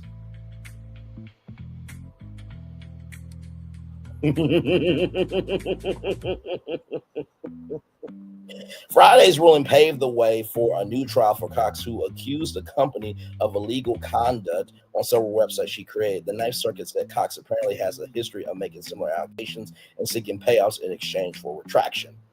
Obsidian Finance Group, an Oregon firm that advises financially troubled businesses, and Kevin D. Patrick, one of its principals, sued Cox after she accused them of fraud, corruption, and other misconduct in connection with a bankruptcy by one of Obsidian's clients. A court appointed Patrick to serve as the Chapter 11 trustee in bankruptcy, charged him with marshaling the assets of the bankrupt firm to pay off clients whose money has been misappropriated in a Ponzi scheme, the 9th Circuit said. Cox blog posts raised questions about whether they were failing to protect the defrauded investors because they were in league with their original clients, the court said. A district court in Oregon held that all but one of Cox's posts was constitutionally protected opinion, but allowed a trial on a blog that accused Patrick of having failed to pay taxes that his client company owed. Cox represented herself at the trial. The jury awarded the plaintiffs a total of $2.5 million in damages. Cox appealed. She did not contest the jury's finding that her post was false and damaged reputations, but she argued she could not be held liable unless the jury first determined that she had acted with negligence or malice. Now, some of y'all are like, wait a minute, Bright, where are you going with this? The 9th Circuit said the jury should have been instructed to decide whether Cox had behaved negligently, because her posts involved a matter of public concern but were not aimed at a public official. Under so law, a public official who seeks compensation for defamation must prove that the defendant acted with actual malice, publishing a statement known to be false or reckless with disregard. Or with reckless disregard for the truth, rather. The court said bankruptcy trustees are compensated from the assets of the Chapter 11 estate that they administer, not the government, therefore are not public officials. Finding of malice would be required, though, before a jury could award monetary damages for presumed but unproven harm to the plaintiff's reputations, the court said. The panel rejected Obsidian's claims that Cox's other blog posts were defamatory. She accused Obsidian of having paid off media and politicians, and the company said the company might have hired a hitman to delete her. She used terms such as thugs and evildoers in almost stream of consciousness sentences. The court said the rants were so extreme that no one would have taken them for objective fact, the court said. While we are disappointed in the ruling, we do know that the court concluded that there was no dispute that the statements were false and defamatory. Lawyers for Sinian said in a prepared statement, Ms. Cox's false and defamatory statements have caused substantial damage to our clients, and we are evaluating our options with respect to the court's decision. Now, do you know when this article came out? I'm going to show you. You ready? Here we go. This article came out January 17th, 2014. 12 years before Milagro's case. So the win that Milagro is going around talking about, appeals court overturns defamation award against blogger. Right? So right here, from legal analysis and commentary from Justa. Now, Justa, if you don't know what Justa is, let me show you what Justa is. It's a very big thing. So right here, Justa, right here, where you can find all types of stuff. You can find a lawyer, ask a lawyer, research law. You can find cases. Justa's a huge thing. So this is from the website, right? Okay, so just want to just show this. The Ninth Circuit holds correctly that a blogger has the same defamation protection as a journalist. February 3rd, 2014. Y'all, Milagro didn't do anything. This was already adjudicated, done, and everything in between. But my radio didn't know that. Milagro didn't know that. Right here. On January 17th, a 3-judge panel of the U.S. Court of Appeals for the Ninth Circuit ruled as a matter of first impression that the First Amendment defamation rules apply equally to both the institutional press and individual speakers and writers such as bloggers. Okay. Want to know who else talked about this? California Anti-SLAPP Project, right here. January 23rd, 2014. On Friday, Ninth Circuit Court of Appeals Judge Andrew Hertz issued an opinion in Obsidian Finance Group, LLC versus Cox. His opening line was as follows. This case requires us to address a question of first impression. What First Amendment protections are afforded to a blogger sued for defamation? This important new decision involving a blog post by blogger Crystal Fox in which she accused a financial firm and its bankruptcy trustee of tax fraud. At the trial court level, the judge rejected Cox's First Amendment arguments concerning the liability standards that should govern the case, reasoning that she had failed to submit evidence suggestive of her status as a journalist. However, the Ninth Circuit Court of Appeals reversed that decision, holding that the protections of the First Amendment do not turn on whether the defendant was a trained journalist formerly affiliated with traditional news entities, as the Supreme Court accurately warned. A First Amendment distinction between the institutional press and other speakers is unworkable. Right here. The court then went on to quote some of the only rational language, in my opinion, from Citizens United versus Federal Election Commission. With the advent of the internet and the decline of print broadcast media, the line between media, others who wish to comment on political and social issues, becomes far more blurred. The Ninth Circuit ultimately held that Cox should get a new trial, and the distinction between bloggers and traditional reports is irrelevant in this context. Eugene Volk, a UCLA law professor who represents Cox, know the importance of this decision in the era of online content. In this day and age, with so much important stuff produced by people who are not professionals, it's hard than ever to decide who is a member of the institutional press. Oh, you know who else covered this? Politico. See, now I knew some people were gonna be like, Bray, you made up this story, this, that, that. Oh, no. I have receipts. Politico also covered this as well. Right. Under the radar, appeals court rules blogger press gets same protections. A federal appellate court ruled Friday that the author of a blog post deserves the same treatment in a defamation case as institutional media. The 3-judge panel of the Ninth Circuit Ninth Circuit Court of Appeals held unanimously that there is no difference between a journalist or a media outlet and another speaker when it comes to First Amendment protections. This was ruled in 2014. Milagro did not do shit. Mob Radio did not do shit. But I bet you not only did Milagro not know and Mob Radio didn't know, but that judge probably didn't even know. Here's another one from Reuters. Blogger gets same speech protections as traditional press, U.S. court. Right here, a blogger is entitled to the same free speech protections as a traditional journalist, cannot be held for defamation unless she acted negligently.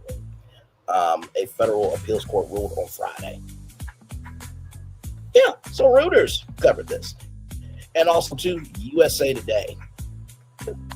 Yeah, that USA Today. Yeah, that USA Today right here. Right here. A federal appeals court ruled on Friday that bloggers and the public have the same First Amendment protections as journalists when sued for defamation. If the issue is a public concern, plaintiffs have the right to prove negligence to win damages. The Ninth U.S. Circuit Court of Appeals ordered a new trial defamation lawsuit brought by an Oregon bankruptcy trustee against a Montana blogger who wrote online that the court appointee trustee criminally mishandled a bankruptcy case. So, yeah, that came out in 2014. So Milagro didn't do shit at all. So, with all of this being said, does new media pay people and being found guilty? Is that new media? I say no, it's not. Now, of course, people are going to be upset. They're going to be pissed, this, that, and the third. They're going to say, oh my God, how dare you say all this? This is a win for new media. When it was already founded in 2014 that this has already been adjudicated. It's already been tested, already been proven that, yeah, this happened in 2014. 12 years before Milagro did her victory lap. Okay. So, listen, Milagro's going to believe she's new media. She's not. Okay. Mob Radio, it's a cult. They don't care about black men. They don't care about black women. They don't care about black children. They don't care about black babies. They don't care about the black elderly. They don't care about anybody but themselves. And to her supporters, listen, you have the right to support her. But like I asked you before, if somebody pawed you in the foot or on your body or pawed any woman in your life on their part, on any part or the foot, and was malicious and going after them, would you stand up for that person like you did for Milagro? That's the only question I have for you. That's it. So yes, in case you do not know, right here from the LA Times, a federal appeals court unanimously overturned defamation award against a blogger Friday.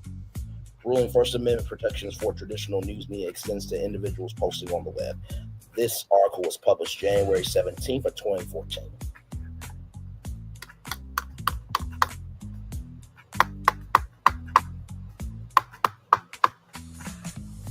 Now, you're probably wondering, Bray, why did you put that in your description box? You think you're going to get me? No. I am a media nerd that studies this shit, breathes this shit, eats this, lives this, moves throughout this space, okay? So, if what I'm saying ain't true, don't respond to the live. Like you said, you don't get on live and cry about what people said about you, right? But if what I'm saying ain't true, don't respond. But if you do respond, it must be true to some degree. But if you do respond, make sure you bring up this article from the Los Angeles Times. Appeals court overturns defamation award against blogger. A federal appeals court unanimously overturned a defamation award against a blogger Friday, ruling the First Amendment protections for traditional news media extends to individuals posting on the web. This article came out January 17th of 2014. So Milagro did not win shit. this was already done in 2014. 12 years before Milagro's case. And you know what? I'll be generous. I'll drop the link in the chat.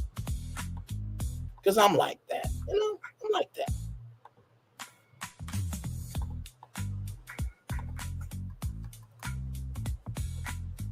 Mm-hmm.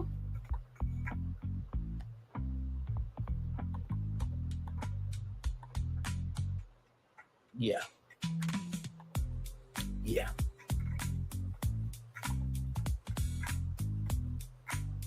And let me drop the date as well.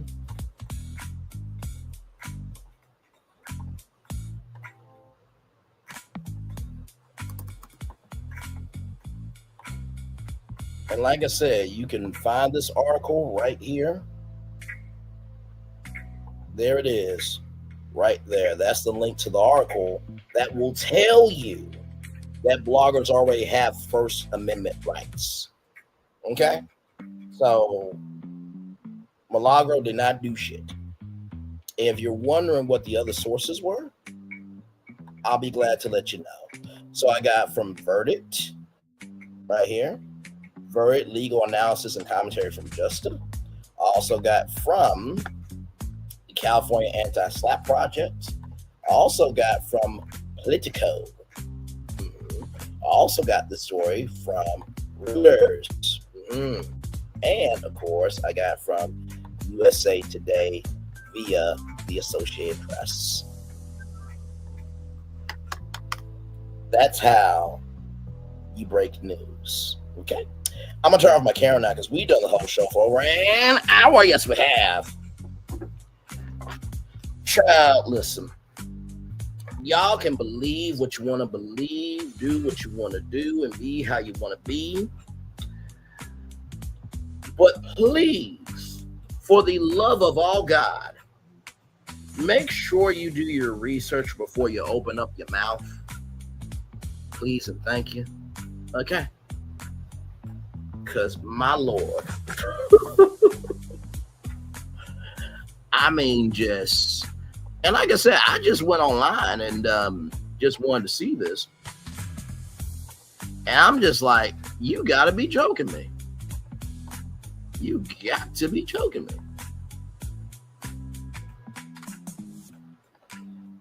So that story right there is about that right there. Okay? So it already happened in 2014. In case you guys are coming into the live, yeah, Milagro Gramz didn't do shit. Because this article here says a federal appeals court unanimously overturned a defamation award against a blogger, ruling that the First Amendment protections for traditional news media extends to individuals posting on the web. This article was published January 17th of 2014. 12 years before Milagro's case with Megan Thee Stallion. So, that's what happens when you do research, ladies and gentlemen, okay? My Lord, when you do research, okay? I can't do it. I can't do it. I just cannot do it. So, listen, y'all gonna believe what y'all going to believe, but I just wanted to just give y'all the full picture, okay? Not just a fifth quarter or a half of a picture. So yeah, this was already proven in 2014. Yeah, a court already ruled that First Amendment protections for traditional news media extends to individuals posting on the web. Yeah, so this was already adjudicated. Already went through a court. A decision was already made. So yeah, this article came out in 2014. So this right here, that link is about this. Yeah. Yeah. Yeah. I bet you all of you are looking real stupid right now for allowing her to have that victory lap. Yeah. Mm-hmm. Yeah. This was already adjudicated. Yeah. In 2014, there was a whole case between a blogger and a financial company. They went to court, and the court said that this blogger had First Amendment protection. Yeah. Yeah. Yeah. Mm-hmm. Yeah. So, listen, is what it is.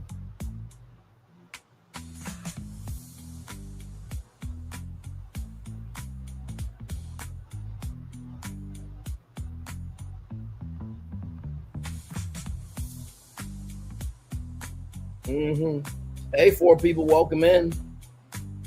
Glad to have you here. Had a conversation. Well, I showcased the presentation basically. Is new media paying people and being found guilty in a court of law? Is that new media?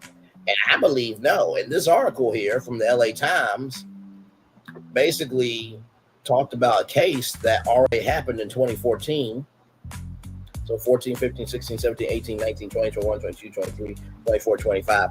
12 years before Milagro's case that already ruled that First Amendment protections for traditional news media extends to individuals posting on the web.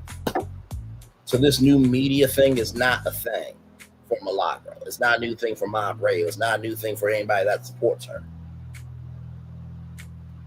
It's not. Because this was already decided in 2014.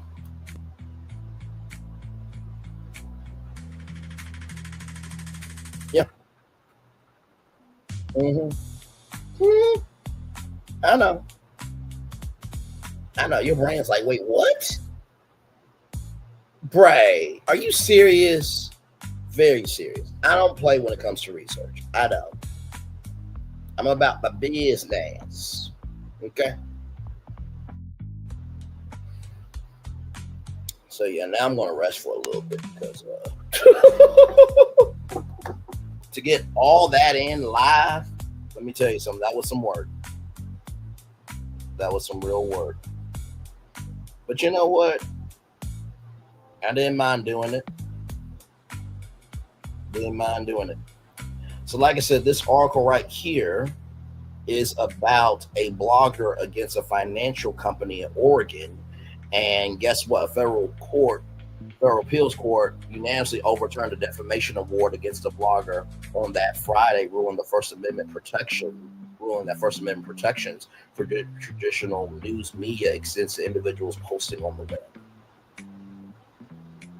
So yeah, that happened in 2014. Yeah, that happened in 2014, 12 years before Milagro's case. So this new media thing, it's not really a thing for Milagro. It's not. It's not one for Mob Radio. I'm not ever going to put respect on Mob Radio. I'm never going to put respect on Milagro Gramz. Just not going to do it. And also, too, that's my freedom of choice to do that. Like I said, this was already decided 2014 that First Amendment protections for traditional news media extends to individuals posting on the web. Yeah, so,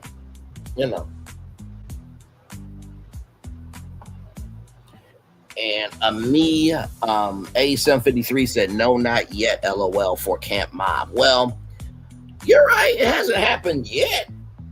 That media personality has been able to do a camp and, to be, recording artists. But most music artists are not being commentators.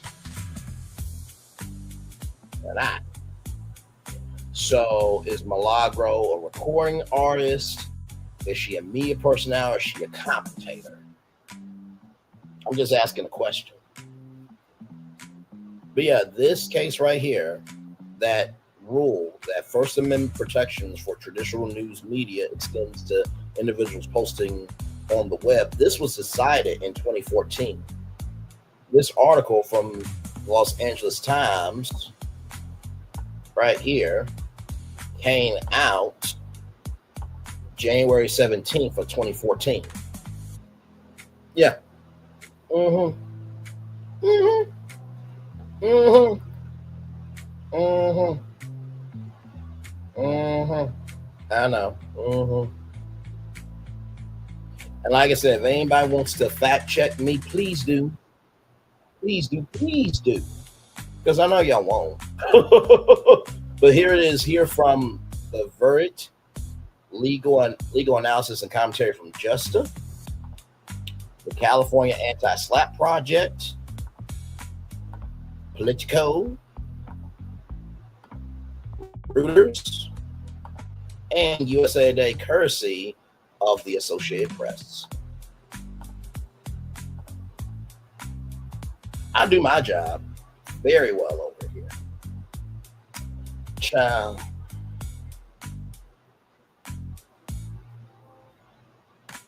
That make no damn sense.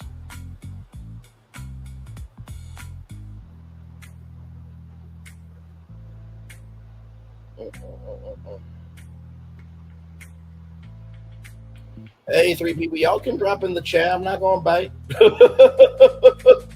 Except I bite with the truth, though. So please be careful. But otherwise, glad to have you here. We're just chillaxing, y'all.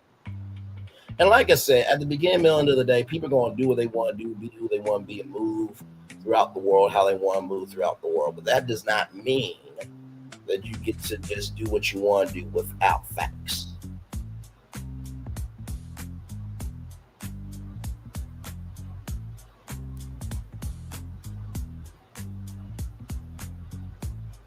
But yeah, like I said, this was already decided in 2014. That what you're seeing on your screen, that was decided in 2014.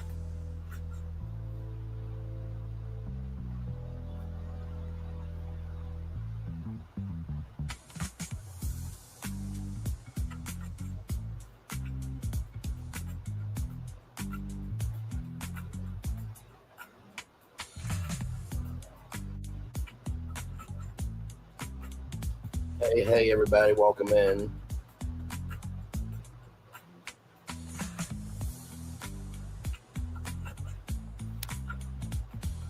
Yes, indeed. Shout out to the 2 people here right now with me. Appreciate y'all. 3 people, thank you so much for being here. For those of you who are wondering what's going on, you saw the thumbnail, you know my voice, and damn it, you know why you're here. This case was done in 2014, and in this case, a Ninth Circuit appeals court ruled that First Amendment protections for traditional news media extends to individuals posting on the web. This was decided in 2014, 12 years before Milagro's case with Megan Thee Stallion. Yeah.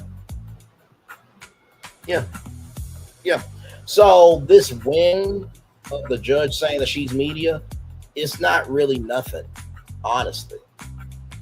And guess what? Here's the thing. And shout out to AT2 rather. He said, and I quote, if she would have got sent the cease and desist letter, would she have changed anything? Probably not. And this is coming from the person who said, I'm not taking nothing back soon.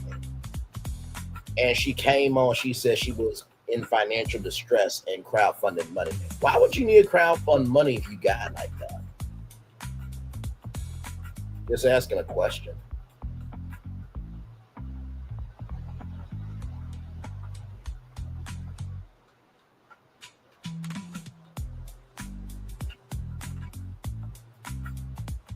Asking a question. But just know, Milagro, we corrected some things. But we also broke down some things too. So yes, indeed. Hey, 4 people, welcome in. Glad to have you here.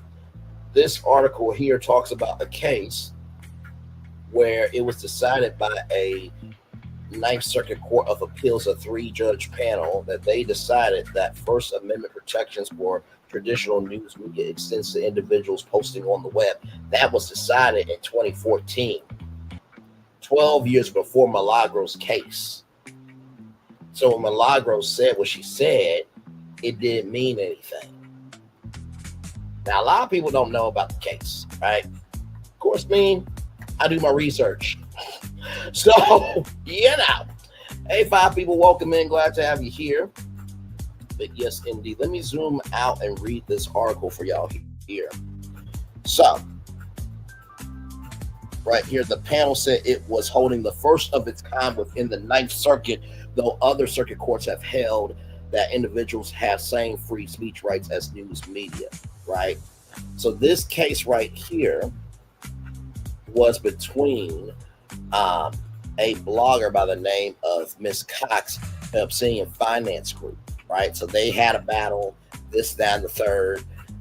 Miss Cox did not deny that the post was defamatory, but she also stood on the fact that she had the right to her opinion. And so because of that, right here, a federal appeals court unanimously overturned the defamation award against a blogger Friday, ruling that First Amendment protections for traditional news media extends to individuals posting on the web.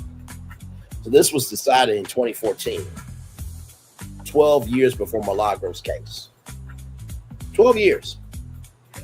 12 years. A decade and 2 years added up. So I just want to come on, give my commentary. Like I said, everything that you need to know is in my description box. And of course, I showcase each website so that way you can pause it, type it in your search bar, and you can find these same stories. Okay. So with that being said, we're going to take a little bit of a commercial break. We're going to play our theme song. We'll be back right after this. We are live on tour. Like, comment, share, subscribe. We'll be back right after this. Roll it.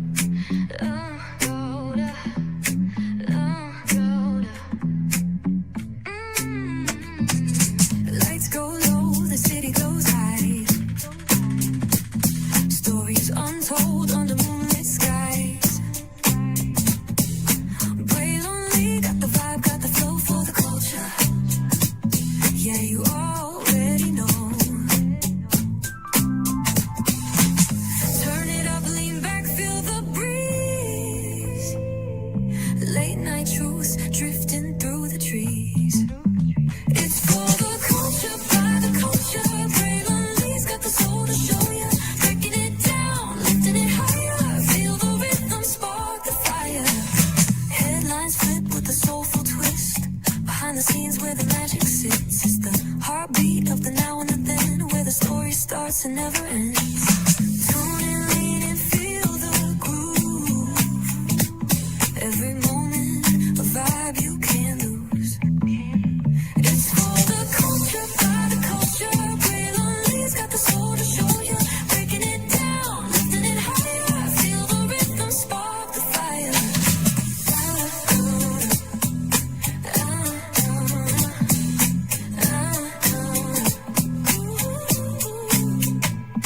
Hear the whispers in the city's hum. Echoes of stories where we're from. A beat, a step, a voice so clear. The pulse of us, it's all right here. We got soul, we got flavor. Every moment is a savior. Every experience is an overcomer. Turn it up, feel the glow, let the rhythm flow.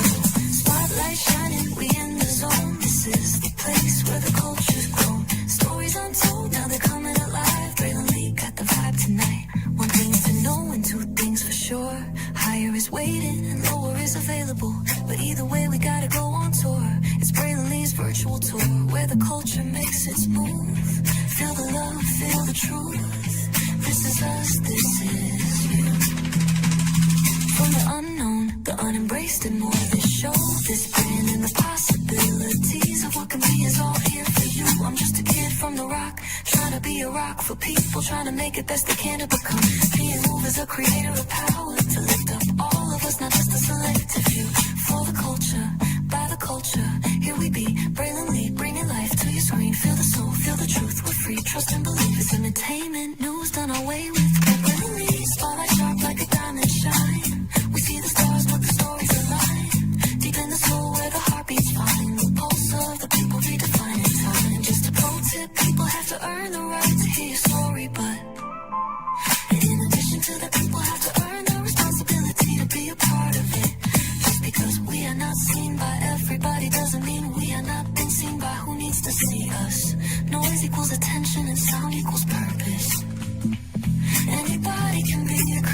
here, but it takes somebody to be an artist.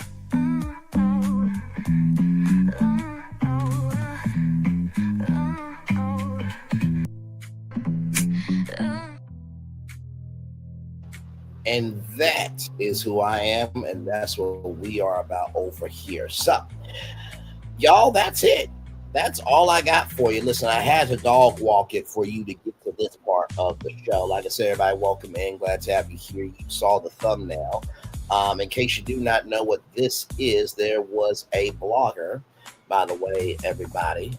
So, yes, another blogger. I know, another one. But this person here, her name was Crystal Cox, and she went after a finance group, right, called Obsidian Finance Group, an Oregon firm that advises financially troubled businesses, and Kevin D. Patrick, one of its principals, sued Cox after she accused them of fraud, corruption, and other misconduct in connection with a bankruptcy by one of Obsidian's clients.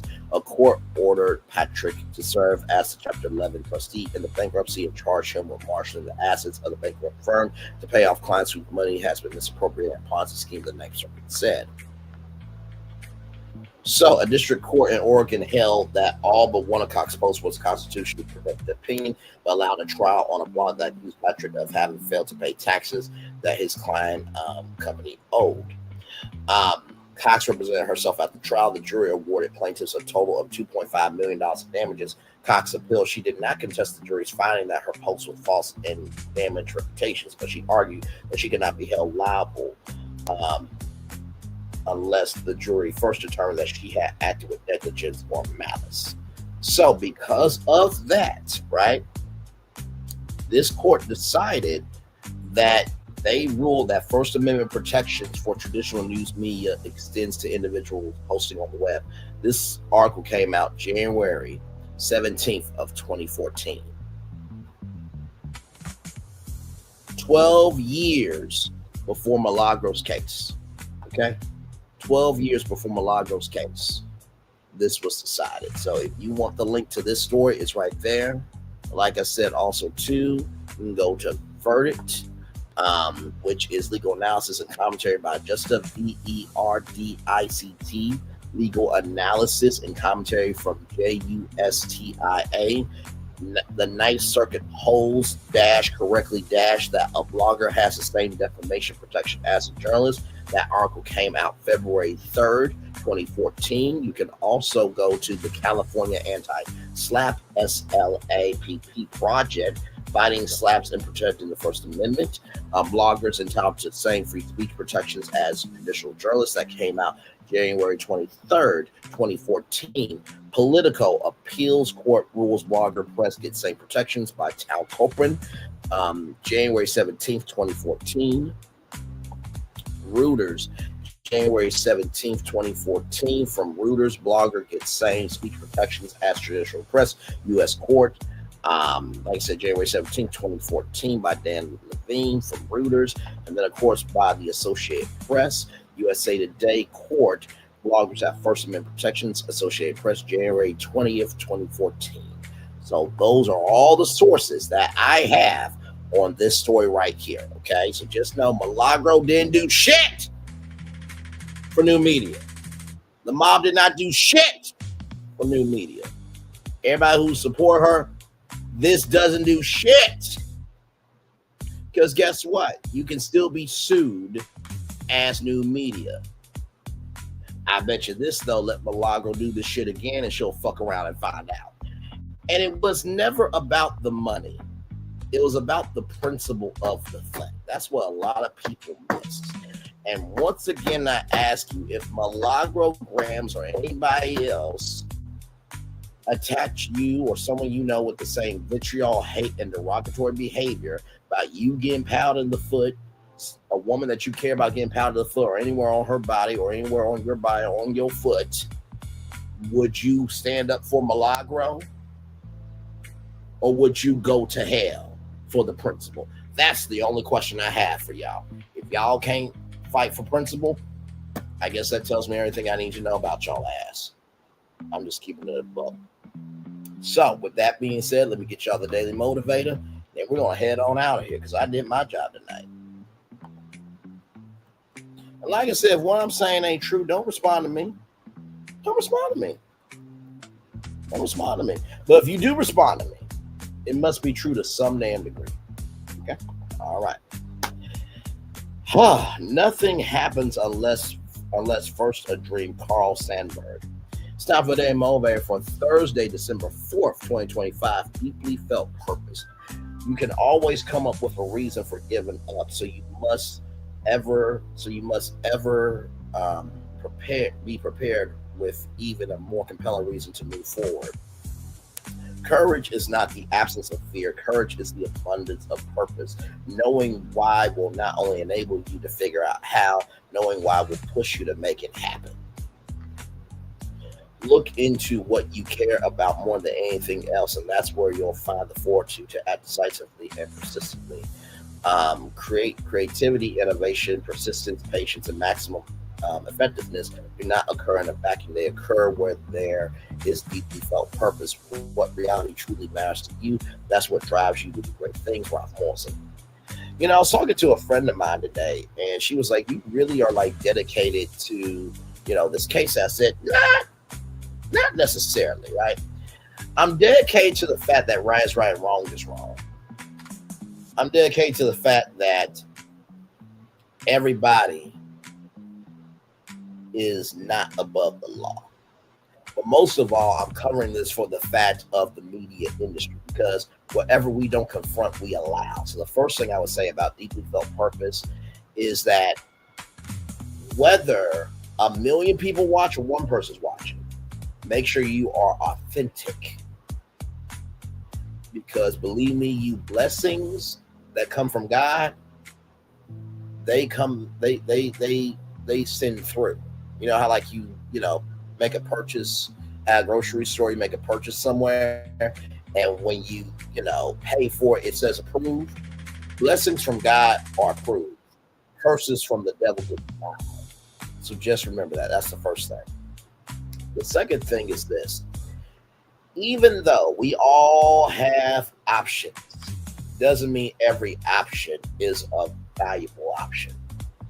Just because we have options doesn't mean every option is a valuable option. Just because we have options doesn't mean every option is a valuable option. Because you saw what happened to Milagro, right? She wrote a check that her ass couldn't cash, and now her ass has to cash out $59,000. Mind you, she's negative $10,000 in the hole. And she lost her only source of income, her stationary contract, right? So you can be about your purpose and make that decision, but you also got to be grown enough to handle the consequences. And finally, the last thing I will tell y'all about deeply felt purpose is that everyone's not going to have the space to hear you out. That's not their job.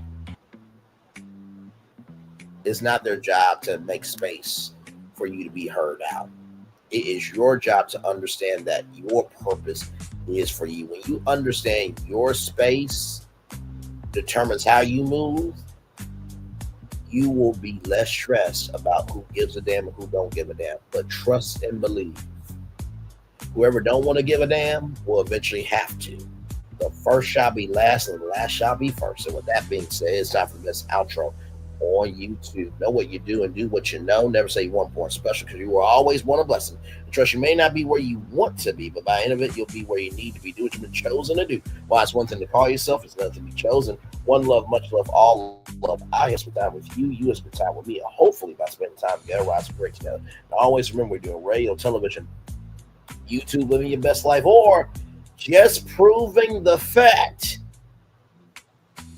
that held to the low, that a Ninth Circuit Court already approved, gave a verdict, and signed, sealed, and delivered that First Amendment protections for traditional news media extends to individuals posting on the web, and that it was already decided, okay? It was already decided in 2014, 12 years before Milagro thought she had a win.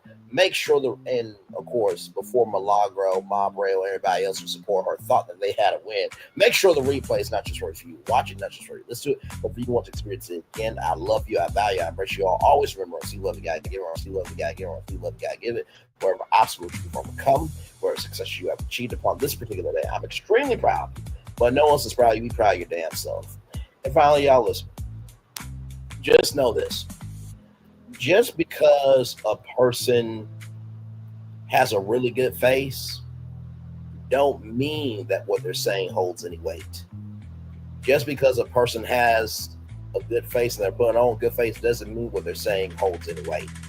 Just because a person has a good face and showcasing a good face doesn't mean that they're holding any weight to what they're saying. Words can be said by anybody. Actions are executed by somebody. Words can be said by anybody. Actions are executed by somebody. Words can be said by anybody, but actions are executed by somebody. Commercial break and fireworks coming your way for the day that was, for the day that's come, for the blessings on the way for you, me, all of us, as a society, as a people, as a culture. I feel the love and send it right back to you. Good night, everybody. Love you all. Bye-bye. I thought I should tell you they've been talking about you. Yeah, they've been talking about you. They've been talking about the fact that they've done everything they could to stop you and everything they could to block you, but you still win. They've been talking about the fact that they have undermined your success and they have tried to sabotage your seasons, but you keep winning. They've been talking about the fact that even though they don't like each other, they get together to try to kill you, but you keep winning. They've been talking about the fact that you were voted least likely to succeed, but like cream, you keep rising to the top. They've been talking about how they tried to burn your world down, but like the phoenix, you rose from the ashes. They've been talking about you. And you know what they say? Oh, she's just lucky. He's just lucky. But no, you ain't lucky. You're anointed. You got something on you. You got favor on you. You got power on you. You were born to win. Now they can call it luck, but it's grace. They can call it luck, but it's favor. But whatever they call it, it doesn't matter, because you know what God calls you? Do you know what God calls you? A winner. I thought I should tell you they've been talking about you. Yeah, they've been talking about you. They've been talking about the fact that they've done everything they could to stop you and everything they could to block you, but you still win. They've been talking about the fact that they have undermined your success and they have tried to sabotage your seasons, but you keep winning. They've been talking about the fact that even though they don't like each other, they get together to try to kill you, but you keep winning. They've been talking about the fact that you were voted least likely to succeed, but like cream, you keep rising to the top. They've been talking about how they tried to burn your world down, but like the phoenix, you rose from the ashes. They've been talking about you. And you know what they say? Oh, she's just lucky. He's just lucky. But no, you ain't lucky. You're anointed. You got something on you. You got favor on you. You got power on you. You were born to win. Now they can call it luck, but it's grace. They can call it luck, but it's favor. But whatever they call it, it doesn't matter, because you know what God calls you? Do you know what God calls you? A winner. I thought I should tell you they've been talking about you. Yeah, they've been talking about you. They've been talking about the fact that they've done everything they could to stop you and everything they could to block you, but you still win. They've been talking about the fact that they have undermined your success and they have tried to sabotage your seasons, but you keep winning. They've been talking about the fact that even though they don't like each other, they get together to try to kill you, but you keep winning. They've been talking about the fact that you were voted least likely to succeed, but like cream, you keep rising to the top. They've been talking about how they tried to burn your world down, but like the phoenix, you rose from the ashes. They've been talking about you. And you know what they say? Oh, she's just lucky. He's just lucky. But no, you ain't lucky. You're anointed. You got something on you. You got favor on you. You got power on you. You were born to win. Now, they can call it luck, but it's grace. They can call it luck, but it's favor. But whatever they call it, it doesn't matter, because you know what God calls you? Do you know what God calls you? A winner. I thought I should prepare for a journey beyond imagination, beyond belief, beyond anything you've experienced before. Universal Epic Universe, a new theme park where you'll step through extraordinary portals to 5 immersive worlds. Prepare for a cosmic voyage of discovery, an isle of fire-breathing excitement, a shadowy world of monsters and mystery, new wonders in the wizarding world, and a new way to play. Plus the splendor of a magnificent resort hotel overlooking the park. It's all new excitement at Universal Orlando Resort. A week's worth of vacation thrills with 4 amazing theme parks, a variety of spectacular themed hotels, and incredible dining and entertainment. It's all at Universal Orlando Resort, where you'll find new adventures every day. Explore the astonishing worlds of Universal Epic Universe at Universal Orlando Resort. Because here's the thing, a good streamer can find other content. Because here's the thing, a good streamer can find other content. Because here's the thing, a good streamer can find other content. Because here's the thing, a good streamer can find other content. Child relevant over there doing his thing, minding his GD business, staying out of trouble, trying to get the folks some positive stuff to talk about. Besides lying all the damn time. Child relevant over there doing his thing, minding his GD business, staying out of trouble, trying to get the folks some positive stuff to talk about. Besides lying all the damn time. Child relevant over there doing his thing, minding his GD business, staying out of trouble, trying to get the folks some positive stuff to talk about.